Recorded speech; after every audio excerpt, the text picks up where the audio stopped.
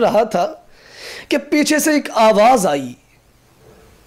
آئی جس طرح کوئی پرندہ پنکھ مارتے ہوئے بے قابو ہو کے زمین پر گر جاتا ہے، اس کے پنکھ مارنے کی آواز آتی ہے۔ فرماتے ہیں اس طرح مجھے آواز آئی، میں بھی گزر کے آ رہا ہوں، جنگل بیابان، یہاں کون سا پرندہ، کیسی آواز؟ حافظ ذہبی رحمۃ اللہ علیہ نے سیر اعلام النبلاء میں روایت نقل فرمائی ہے کہ حضرت صلہ بن اشیم رحمۃ اللہ علیہ جو کہ ایک تابعی گزرے ہیں، حضرت صلہ رحمۃ اللہ علیہ اپنا واقعہ خود بیان فرماتے ہیں کہ ہمارے علاقے میں سیلاب آ گیا، علاقے والے علاقہ چھوڑ گئے، میں نے بھی سامان اٹھایا، سواری پر سوار ہوا اور چل دیا، سفر شروع کر دیا، سفر کرتا رہا۔ ایک وقت آیا کہ میرے پاس جو زیادہ راہ تھا، کھانے پینے کی اشیاء تھوڑی بہت موجود تھیں، ختم ہو گئیں، اور فرماتے ہیں مجھے شدت کی بھوک لگ گئی، دور دور تک کوئی آثار نظر نہیں آ رہے، کوئی بھی کسی قسم کی کھانے کی اشیاء کے ملنے کے دور دور تک آثار نظر نہیں آ رہے۔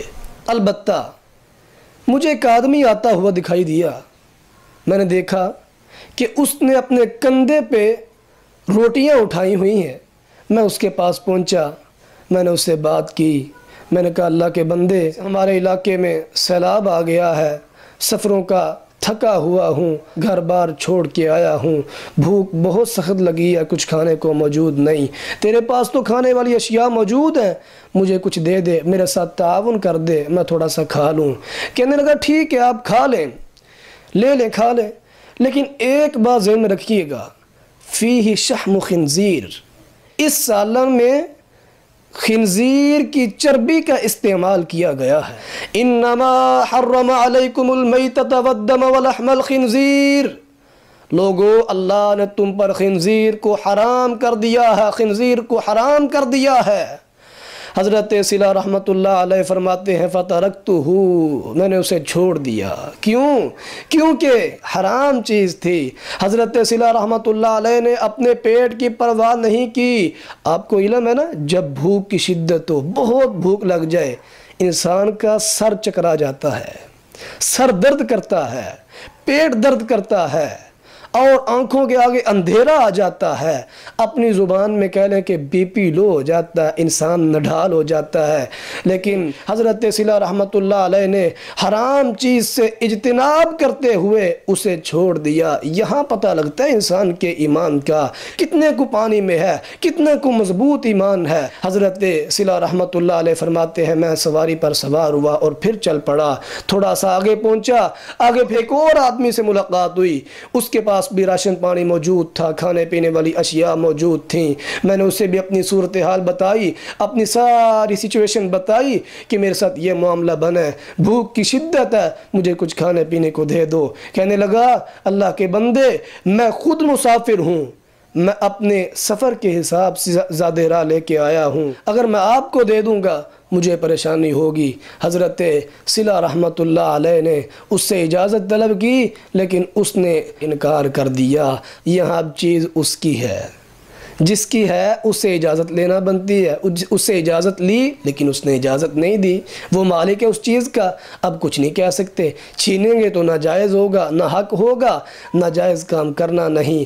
حضرت صلہ رحمۃ اللہ علیہ نے پریشانی ہے دونوں مواقع پہ، پہلے خنزیر کا گوشت تھا، خنزیر حرام کی وجہ سے چھوڑ دیا، اور اب اجازت نہیں دے رہا مالک، پھر چھوڑ دیا۔ حضرت صلہ رحمۃ اللہ علیہ فرماتے ہیں سواری پر سوار ہوا، بڑی پریشانی کا عالم، اللہ تیرا بندہ، اللہ بھوکا ہوں، اللہ سفروں کا مارا ہوا، اللہ گھر بار چھوڑ چکا ہوں، میرے مالک تو میرا حامی و ناصر ہے، اللہ میری مدد فرما، اللہ اپنی رحمت کا نزول فرما۔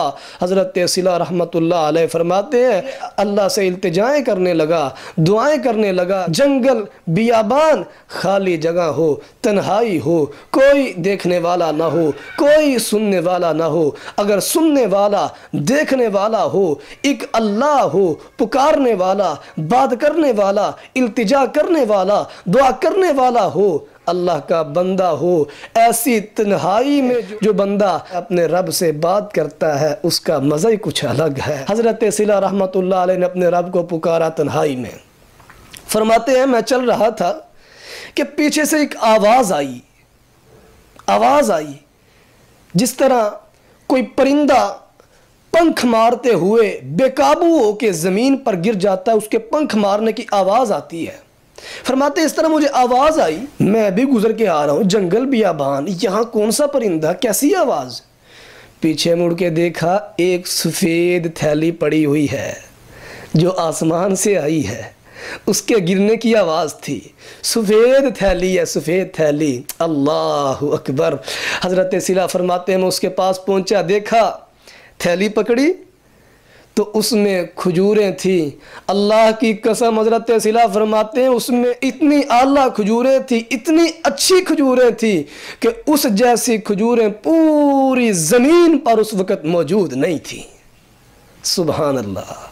देखिए, अब इस वाक़े पर गौर कीजिए, तवज्जो कीजिए। हज़रत सिला रहमतुल्लाह अलैह ने जब हलाल व हराम की तमीज़ की, हराम के करीब नहीं गए, अल्लाह हराम नहीं खाऊंगा, तेरी तरफ से हलाल रोज़ी का उम्मीदवार हूँ, हलाल व हराम की तमीज़ की, मेरे रब ने अपने बंदे के लिए आसमान से रिज़्क़ का नुज़ूल फरमा दिया। आज हमारा क्या हाल है? हम कितने को हलाल व हराम की तमीज़ करते हैं? हमें नहीं पता, हम गौर नहीं करते। हमें नहीं पता हम जो खा रहे हैं वो हलाल है या हराम है। हमें नहीं पता हम जो पी रहे हैं हलाल है या हराम है। नहीं पता जो पहन रहे हैं हलाल है या हराम है। जिस रिहाइश में मौजूद हैं नहीं पता हलाल है हराम है। हम जो इबादत कर रहे हैं नहीं पता हलाल है हराम है। कभी सजदों को सजदे, कभी हजरों को सजदे, कभी कब्रों को सजदे, कभी किसको सजदा, कभी किसको सजदा, कभी किसी के आगे सर झुकाते हैं, कभी किसी के आगे सर झुकाते हैं। हलाल और हराम की तमीज़ नहीं करते। यही वजह ज़हरल फ़साद फ़िल बर्रि वल बहरि बिमा कसबत ऐदिन नास लियुज़ीक़हुम बअज़ल्लज़ी अमिलू लअल्लहुम यरजिऊन। यही वजह है कि आज तरह तरह की आफतें, कहीं कोरोना जैसी वबाएं आती हैं, कहीं और फितने, हर रोज़ नए से नया फितना जन्म लेता है। इसकी वजह सिर्फ एक ही है, मा असाबका मिन हसनतिन फमिनल्लाह व मा असाबका मिन सय्यतिन फमिन नफ्सिक। इंसान, तुझ पे जो भी वबा आए, जो भी परेशानी आए, जो भी तकलीफ़ आए, किसी किस्म की भी परेशानी आए, उसमें तेरा अपना किरदार होता है, तेरे अपने अमलों की वजह से है। तो हज़रात, मैं गुजारिश यही करना चाहता हूँ कि हमें हलाल व हराम की तमीज़ करनी चाहिए। जब हम हलाल व हराम की तमीज़ करेंगे इंशाअल्लाह अल्लाह रब्बुल आलमीन हमें गैबी ख़ज़ानों से रिज़्क़ अता फ़रमाएगा और सारी परेशानियाँ दूर फ़रमाएगा। वमा अलैया इल्लल बलागुल मुबीन।